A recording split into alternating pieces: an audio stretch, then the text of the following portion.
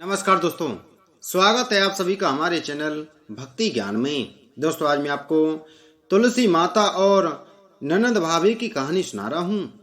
एक परिवार में ननद भाभी रहती थी। ननद अभी कुंवारी थी। वह तुलसी की बड़ी सेवा करती थी, पर भाभी को यह सब फूटी आंख नहीं सुहाता था। कभी कभी तो वह गुस्से में कहती थी कि जब तेरा विवाह होगा तो तुलसी ही खाने को दूंगी तथा तुलसी ही तेरे दहेज में दूंगी। जब ननद की शादी हुई तो उसकी भाभी ने बारातियों के सामने तुलसी का गमला फोड़कर रख दिया। भगवान की कृपा से वह गमला स्वादिष्ट व्यंजनों में बदल गया। गहनों के बदले भाभी ने ननद को तुलसी की मंजरी पहना दी तो वह सोने के आभूषणों में बदल गई। वस्त्रों के स्थान पर तुलसी का जनेऊ रख दिया तो वह रेशमी वस्त्रों में बदल गया। ससुराल में उसके दहेज आदि के बारे में बहुत बड़ाई हुई।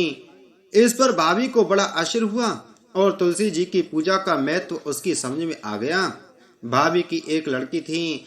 वह अपनी लड़की से कहने लगी कि तू भी तुलसी की सेवा किया कर, तुझे भी बुआ की तरह फल मिलेगा। पर लड़की का मन तुलसी की सेवा में नहीं लगता था।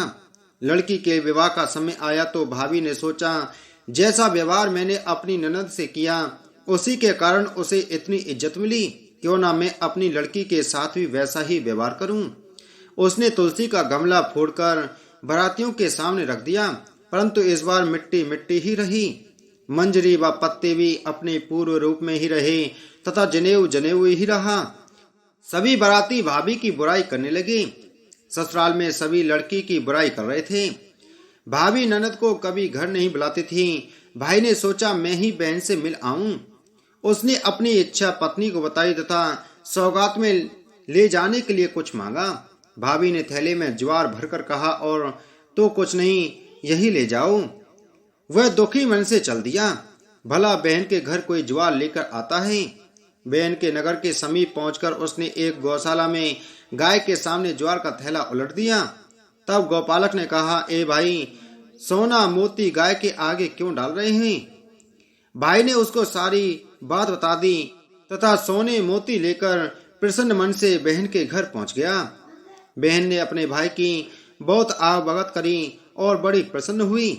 हे तुलसी माता, जैसे आपने ननद को दिया वैसा फल सभी को देना। बोलो तुलसी माता की जय।